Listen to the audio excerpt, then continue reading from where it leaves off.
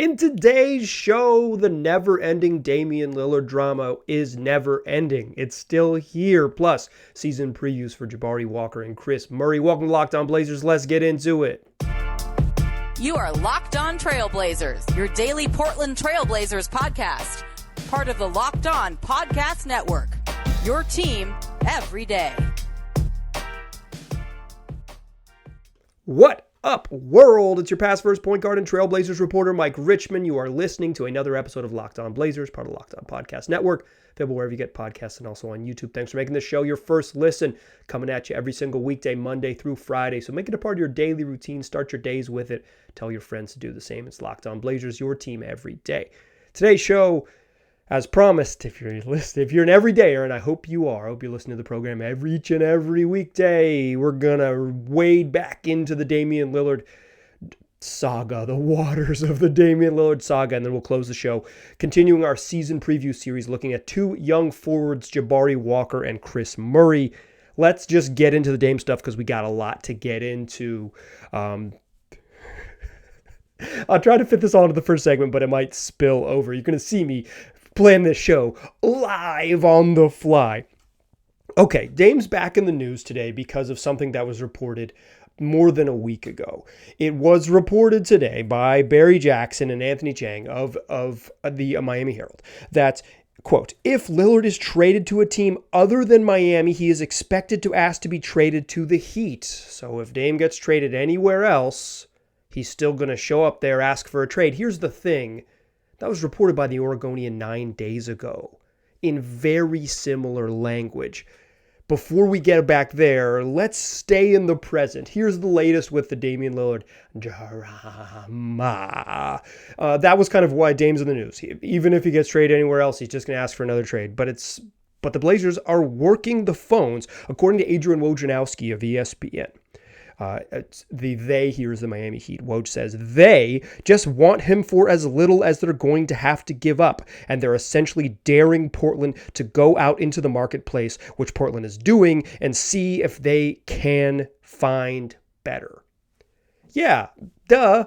Like it was reported earlier this week by Brian Windhorst that the Blazers were going to ask the Heat for everything. The Heat obviously would counter and say, no, we're the only team that wants Dame. We're going to give as little as we possibly can. This is how maneuvering works. So what the Blazers have to do, it is incumbent upon them, even if they want to trade Dame to Miami and they want to do right by him, they need to drive up the price, right? They need to make it happen. So they got to do what Woj is saying they're doing, is working the phones, find legitimate deals and say, listen, we have a deal that we like and we are comfortable making that deal. And Miami says, the Miami Heat are convinced that the Blazers aren't just whole cloth lying and say, okay, cool, we'll throw an extra pick and we'll throw in both Jaquez and Jovic and whatever it might be, right? Like the Heat have to up their offer because the Blazers have to find something that's out there. So what are the Blazers going to find that's out there? Well, it was reported that and earlier this week that there was an Eastern Conference team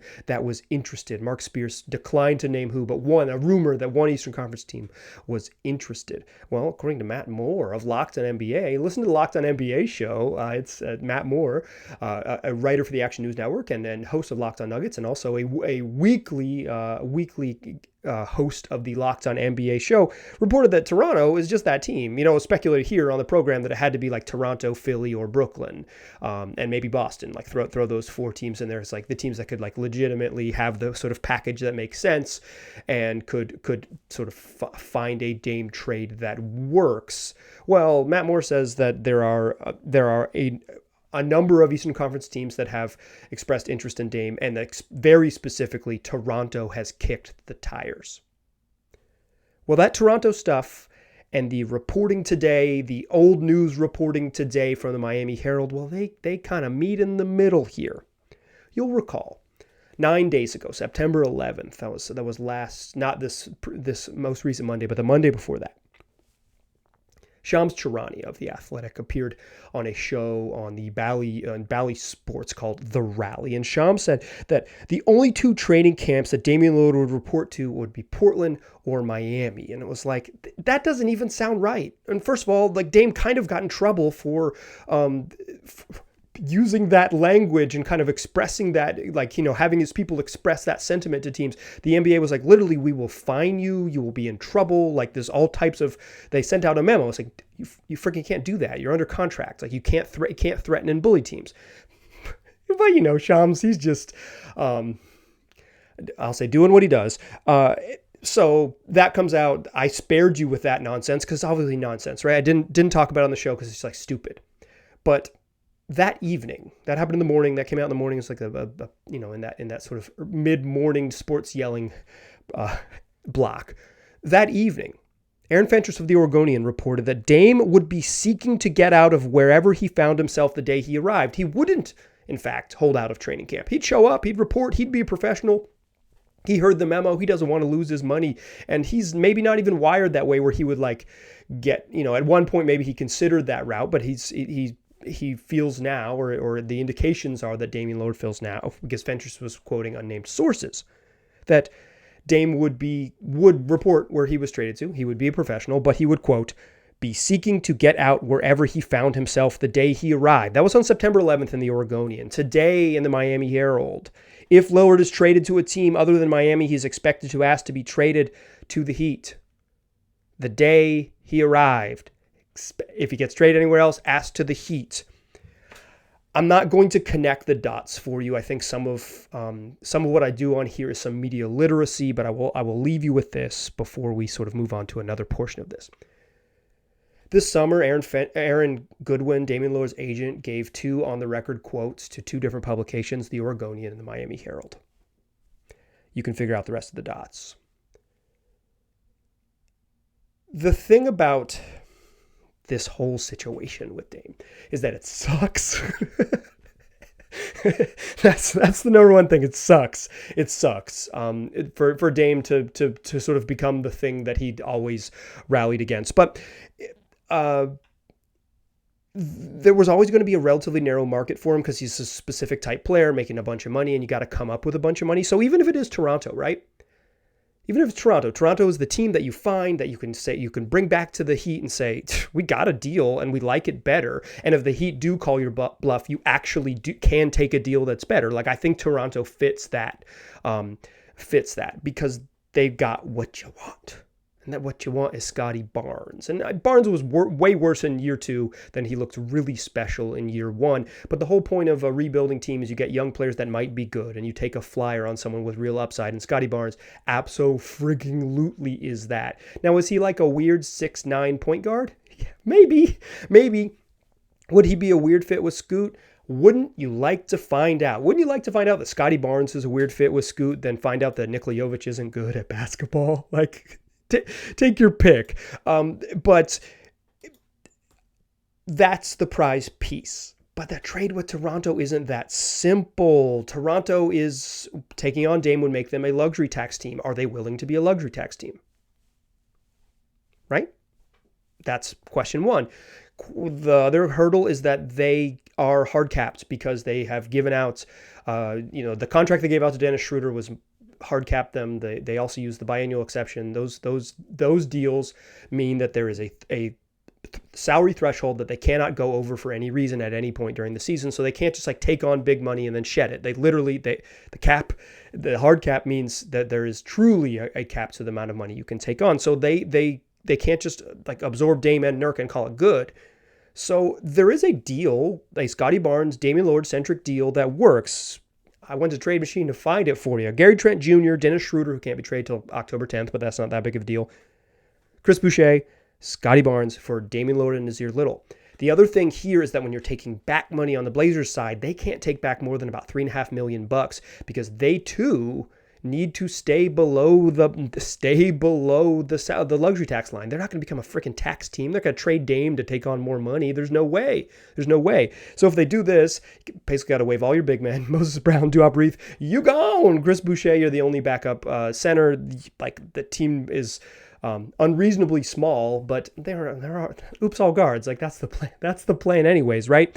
Gary Trent Jr. is a weird fit on the roster. Dennis Schroeder is a weird fit on the roster. It's not an ideal trade for the Blazers, but you get the piece you want in Scotty Barnes. And I will. Here's another wrinkle to the Toronto Raptors thing. They owe a top 6 protected pick to the San Antonio Spurs from the Jakob Poeltl trade. That pick is top 6 protected through 2026, which means the Raptors, if you want them to throw in a first, right? If you want to say like, we want young players and picks, because that's what you want in these type of rebuilding trades. They can't even trade a pick that's unprotected until 2028. I don't think you're going to get 2 firsts and Scotty Barnes for Damian Lillard, but you could get one of those. So a Raptors pick that's way down the line and Scotty Barnes. I think that is a good enough deal to say, hey, let's explore it and go for it, but it's not as clean as you might think, which is why the sort of Heat's position remains what it is. We don't have to overpay because there's not a natural spot on the market. Another thing with the Raptors, and Kevin Pelton mentioned this on the low post that posted today, September 20th. You were listening to Thursday, September 21st show. I appreciate you listening. Is that perhaps the Raptors would be motivated to acquire Dame in a multi-team deal that also sends Pascal Siakam out, because Siakam's money and Dame's money are much more comparable. That would kind of fix their financial situation. Is a Dame, Gary Trent Jr., OG Anunoby, Scotty Barnes, Jakob Poeltl team a group that could win a championship? Probably not, but it is a good basketball team. I would enjoy watching that group. So the Raptors have kicked the tires, according to Matt Moore of the Locked On Podcast Network. The Raptors have they have a really appealing part in young Scotty Barnes. Do they have a perfect package that immediately trumps what the Heat do? Kind of, but it forces them to be willing to give up Barnes, which is step one. Do you think Masai Ujiri is going to easily give up one of his prize draft picks? He certainly hasn't yet. He's going to have to give up. Their willingness to give up Scotty Barnes and their willingness to go into the tax are unknowns that do not make a trade with the Raptors a no-brainer. Kind of a no-brainer from the Blazers side, as I've laid out here, but I'm not necessarily sure it's a no-brainer for the folks in Canada. So the Dame drama is what it is. We've been hearing the same thing from familiar sources for 9 days. Ain't nothing changed. The Heat don't want to give up their best offer because they might be the only team that can put together a compelling offer on the market, and they're not going to bid against themselves. That's long been their position. And if the Blazers aren't going to get lowballed, we might just keep doing this. Or, they'll meet in the middle.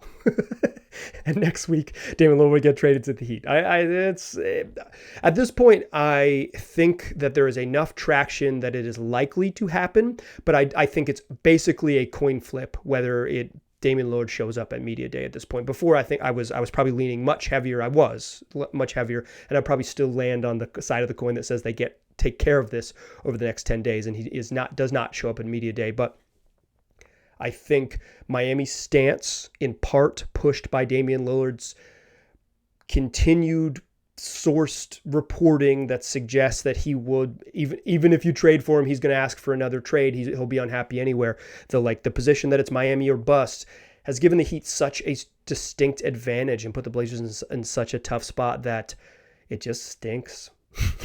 It just stinks. Okay, let's talk about anything else. We'll cover the Dame trade stuff always and forever on the show because it will never end. He will play out his entire 4-year contract under a trade demand, and we'll just report on what the Heat are offering all the time on this show. But for now, let's talk 2 young forwards, guys who are going to be on the roster and who are going to be part of the plan. Jabari Walker and Kris Murray, continuing our season preview series. That's what we'll do in the second segment. But first, I want to tell you about Jase Medical. Look, no one should be worried whether they're going to be able to take care of themselves or their loved ones during unexpected times. You should be empowered to make the choices that allow you to feel safe when unexpected things come up. So that's why Jase Medical offers the Jase Case. The Jase Case provides 5 life-saving antibiotics for emergency use and gives you peace of mind. So they're not just hoping that you have access to medication in an emergency. Jase Medical makes sure that you've got that medication in hand. Jase Medical is simple. They handle everything from the online evaluation to the licensed pharmacy medication delivery to ongoing consultation and the care that you're going to need. So don't get caught unprepared. Instead, check out Jase Medical. Save $360 by getting these life-saving antibiotics with Jase Medical, plus an additional $20 off by using Locked On at checkout on jasemedical.com. That's JASE medical.com, and the promo code is Locked On. All right. We did it. We got through the Dame stuff. I'm laughing at myself here. It's a fun part about hosting a show alone in your basement is that you can enjoy how silly it is. We got through the Dame stuff. Let's talk about players who are actually going to be on the roster. We've been doing this all week. We're going to continue doing it up until we get things started with Media Day. And perhaps if the Blazers have some roster changes after Media Day. But it is our third annual Locked On Blazers countdown to tip-off. We're running through every player on the roster, giving you a brief but thorough look at what they'll bring to the Blazers. What we do, we talk about what they did last year. We'll talk about how they arrived on the Blazers. We'll talk best and worst case scenarios, and we'll close the show with role and expectations, what we think, how they think we're going to fit into the plan, the royal we expectations are for them this season. So today we got upside in the front court. We're talking Jabari Walker and Kris Murray. So what did they do last season? Jabari Walker in his rookie campaign averaged 3.9 points and 2.3 boards in 11.1 minutes. He played in 56 games, all of them off the bench. 41.9% from the floor, including 28.6% from three. He shot 75.6% from the free throw line. He got DNPs, that's did not plays, DNP CDs, did not play coach's decision, and spot minutes over the first 10 games of the season. And then his first legitimate playing time came against Charlotte on November 9th. Scored 5 points, played 17 and a half minutes off the bench, and he was plus 22 in a 10-point win. Like he was, they had some injuries, they needed him to play, and he got in there and played pretty well. And then following an injury to Justice Winslow right after Christmas, Jabari Walker became a regular part of the rotation for a 12-game stretch. This was December 26th until the third week of January. He played in 12 straight games where he was like part of the rotation because they needed front court help. In that stretch, he averaged 10.7 minutes, and that included his first double-digit scoring game of the season when he had 11-6 at a loss at the Indiana Pacers. And then his playing time kind of fluctuated as a fringe rotation piece from there. When Yusuf Nurkic got hurt and they needed backup big man minutes, he played. When they had, when there were spots for him to, when they needed him to get in the game, when Jeremy Grant got banged up a little bit, Jabari Walker played. But he after that stretch for that 12-game stretch, he was never he never earned a consistent role within Chauncey Billups' playing rotation until the Blazers tanked down the stretch. The final 10 games when they made up a bunch of injuries whole cloth and started playing end of the bench guys, Jabari Walker had a real role, and he played 22 minutes across those final 10 games and averaged 9.4 points, 3.9 boards, and 1.2 assists. His efficiency didn't really change. He actually shot a little bit worse from the field during that stretch than he did overall. Usually bigger minutes, like bigger volume, less efficiency for young players typically. So he shot under 41% from the floor, 33% from three, a little bit better, and 78% from the free throw line. Jabari Walker has a skill in the NBA. He looks like he's going to be a pretty darn good rebounder. He doesn't really do anything else. The challenge for him, we'll talk about this later, is like figuring out what else is. And obviously, like 57th pick in the draft, second round pick, the what else can come later. There's no big panic that like a 20-year-old second round pick like didn't have a lot of tools to be a good NBA player. But that was what year one looked like. And then he went into summer league and he averaged 12 points, 7 boards across 5 games. Shot it well on limited volume. He took 12 threes in 5 games and made half of them. Good job. Shot well in summer league as a rookie too. Shot 43% from three. 12 3-point attempts in 5 games, not meaningful, but if he can shoot, that's going to be a thing that really changes the game for him. What did Kris Murray do last year? Well, he had a breakout season at Iowa that led him to become the number 23 overall pick by the Portland Trail Blazers in the draft. Junior season at Iowa, Kris Murray, after a couple seasons as a role player, steps into the feature guy in the offense, averages 20.2 points, 7.9 boards, 2 assists, played 35 minutes a night, 47.6% from the floor, 33.5% from three, 73% from the stripe.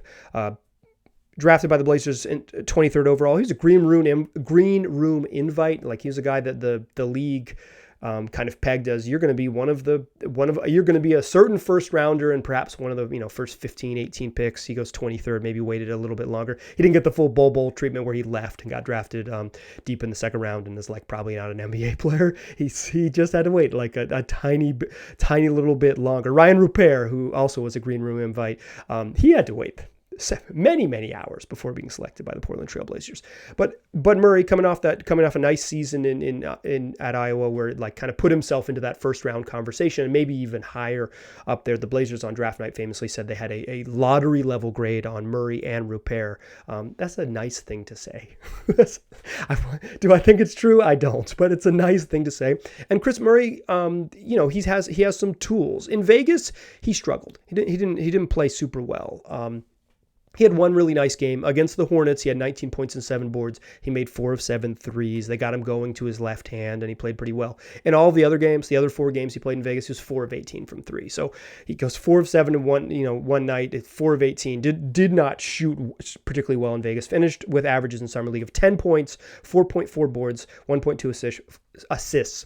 43% from the floor, 32% from 3, and 57% from the free throw line. Like he struggled. The efficiency wasn't there for him. You could see, I think his shooting stroke looks good. I think he is not super. He's big, but not super stiff. Like I think he has some tools, but he's 23, but he's a young guy. Kind of will be figuring it out in the league. Like it'll be a.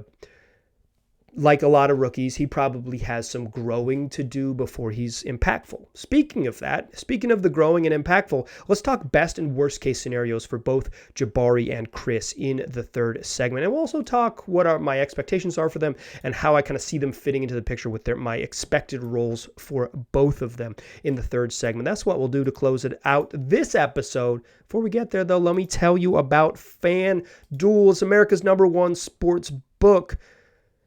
And right now is the best time to get involved because you can get a no sweat first bet. You put in $5, they will give you $200 in bonus bets. That's a single $5 bet. You are going to get $200 to spend, win or lose. FanDuel's super easy to use. They got a very intuitive app and safe and fast withdrawals. So if you are looking to get involved, there's no better time than to do it right now. And once you get involved, you'll be able to bet on things like spreads and player props and over-unders and whatever else you're looking for. So visit FanDuel.com/LockedOn right now and kick off your NFL season. That's FanDuel, an official partner of the NFL. Still a pass first point guard. I'm still Mike Richmond, and you are still listening to Locked On Blazers. We talked what they did last season for Jabari Walker and Kris Murray. Now let's talk what they might do next. What we do in these season previews, best and worst case scenarios, these are within reason and without injury. So what's the best case scenario within reason for Jabari Walker? It's that by the end of the season, he is clearly an NBA rotation player. The best case scenario is not that he takes off and is a high level contributor. I think there is a outcome somewhere in his future where Jabari Walker is like a darn good NBA player. In fact, I would bank on him being a long-term player in the league. But I think for year 2, for what he's going to do, I think the best case scenario is that by the end of the season, or maybe even January, February, after about the midway point of the season, which is typically around the end of January, that you can look at Jabari Walker and you can say, yeah, he is going to be a positive on any given night. The best case scenario is that the rebounding that he showed in his spot minutes last season translates to year 2, and he is an elite rebounder on a team starved for good rebounders.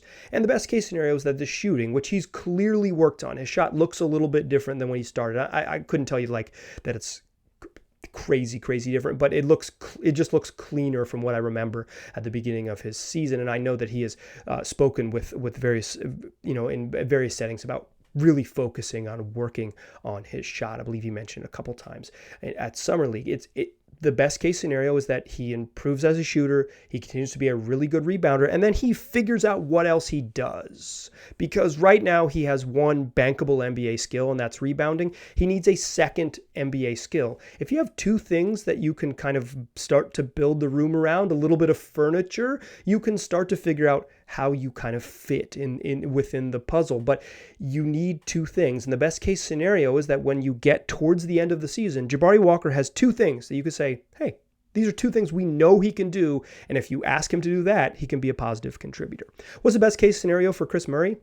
It's that he plays. Period. It's that he plays. The best case scenario for Kris Murray is that he has to play because he is too good to sit. The best case scenario for Kris Murray is that he's probably outside the rotation when the season begins, right? Just because he's young. There's Nazir Little and Matisse Thybulle and Jabari Walker and Jeremy Grant all in front of him in that sort of going to get some forward spot time. Shaedon Sharp's going to get some minutes at small forward.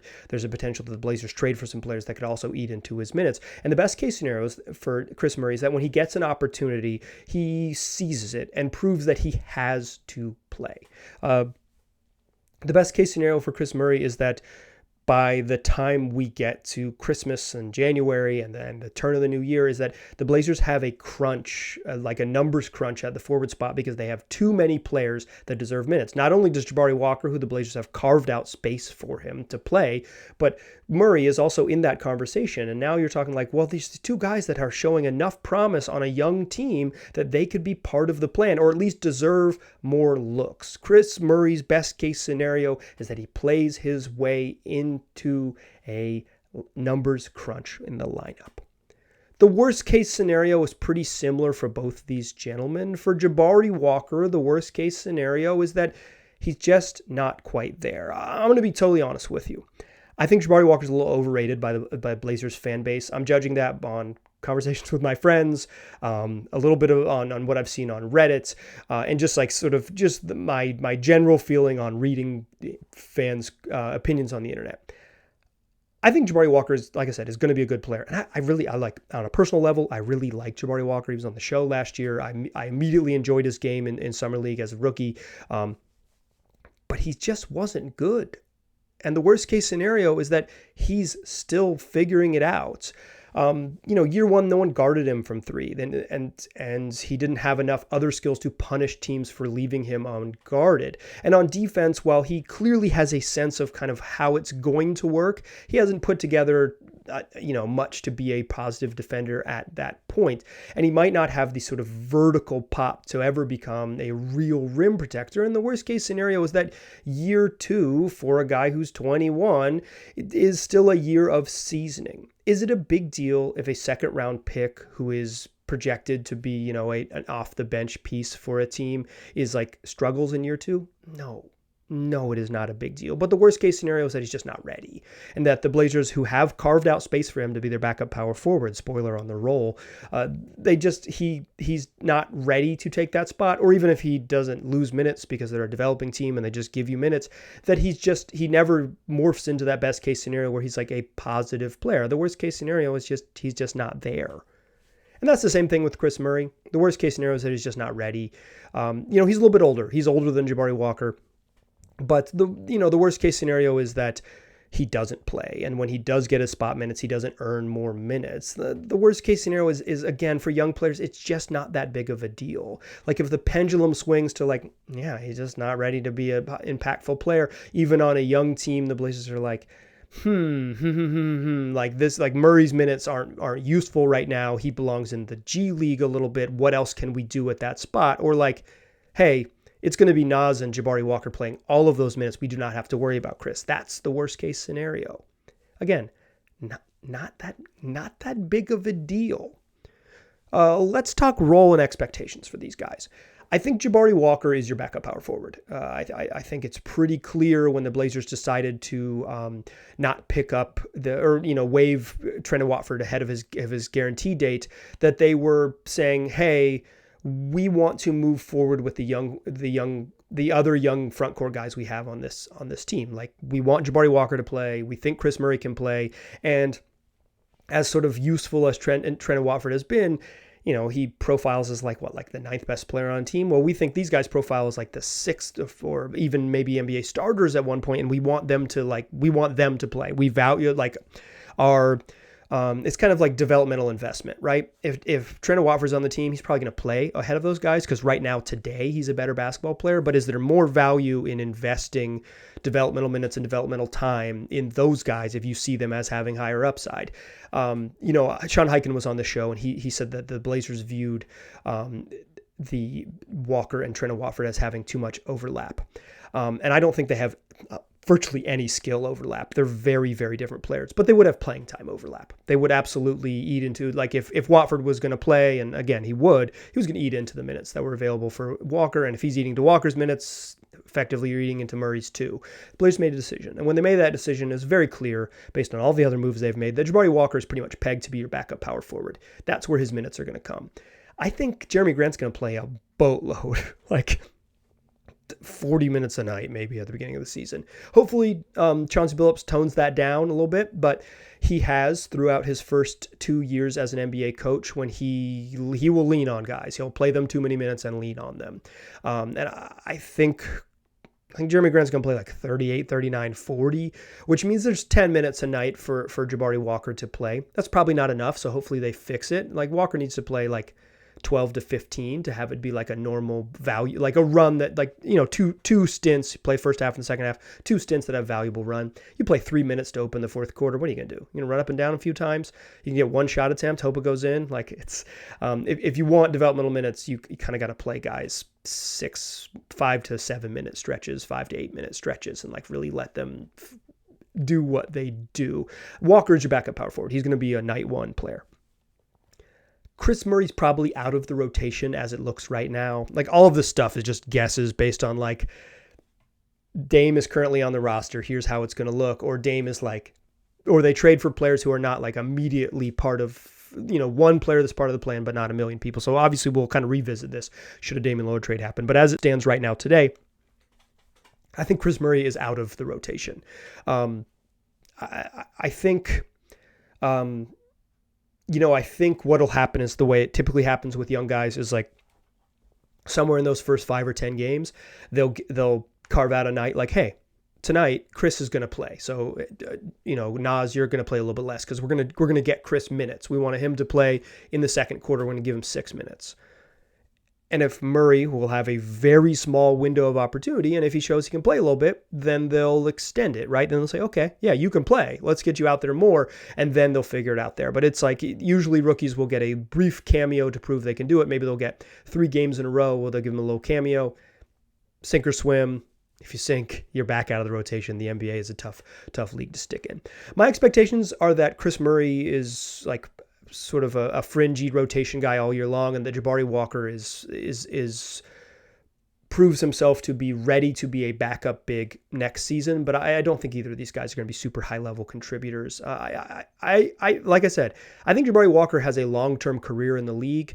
I just think his learning curve is still like he just, to me, he was clearly not ready last year. And, maybe it's really accelerated, but it's just like he didn't get a ton of minutes, and he struggled in the minutes he got a little bit. So I think it might take another year of seasoning, but I think he's a long-term pro. Like I think he's a role player for a long time in the league. And I think he can play a little bit of both forward spots. I think he'll even maybe play a little bit of weird backup small ball center, although they have some big players on the roster finally. So we'll see what happens with Moses Brown and Duop Reith and those decisions. And I think Murray is just, he's just going to get pinched by the fact that Jeremy Grant's going to play a lot. And maybe when Grant is out of the lineup, or when the Blazers inevitably shut Grant down after the All-Star break, that Murray surges and we see the future, and these guys are part of the plan in the future. I think really what you're looking for is that sort of like late January, February, March time. If both of these gentlemen have like games, they have nights where it's like, Jabari Walker really had 18 and 14 on the road in Memphis. Let's go. Like those type of nights where it's like, maybe he's not going to have 6 of those in a row or 3 of those in a row even, but like little moments where you're like, yeah, you can point to that. I think that's a thing you can build for. And for me, that's the expectation. Little moments that you say, yes, in the future, this guy can be a player, but I'm not banking on either of these gentlemen being breakout stars this year. I think Jabari Walker is. I think he's destined to have a steep learning curve, and I think Kris Murray's just going to feel the crunch of the roster and be kind of the outside looking in. Both of these gentlemen have a chance to be on next year's roster important forward contributors, without a doubt. I even think there's a world in which Kris Murray leapfrogs Nasir Little for backup forward minutes this season, like for sure. I just don't think it's going to happen right away. I think they're going to give Nas opportunities to play there, and I think Matisse Thybulle and Jeremy Grant are just going to play a bunch in Chauncey Billups' rotation. Okay, that's going to do it for today's show. Tomorrow, no Dame talk. We do it every other day. I mean, if something real happens, we'll talk about it, but I won't beat you over the head with it because you don't deserve it. You deserve peace. So how about a little bit of peace in the form of a Scoot Henderson preview show? Come back tomorrow. We'll talk all things Scoot. I'm excited. I'm really excited about Scoot, and hopefully tomorrow's show we can get excited together. Join me there, won't you? Tomorrow's show, on Friday's show. Join me for a Scoot episode. Do me a favor. Tell your friends about the podcast. That helps. Tell your friends. I appreciate you listening. I'll talk to you soon.